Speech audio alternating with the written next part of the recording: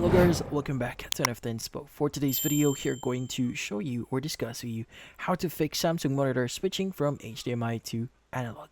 Also, it would be really awesome if you like this video and subscribe to our channel. So let's get started. So in this case, your Samsung monitor here may be switching from HDMI to analog.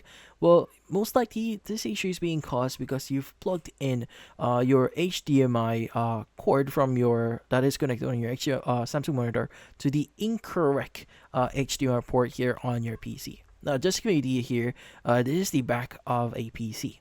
Now, typically in this area here, especially this one, this is where the ports for your motherboard are going to be.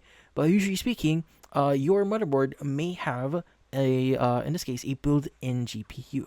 But in this case, if you want to use a dedicated GPU for your PC, well, you need to use one that is in here. So in our case here, you don't want to use the HDMI port in here.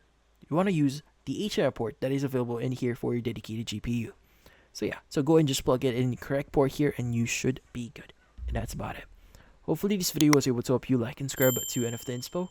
Thank you for watching.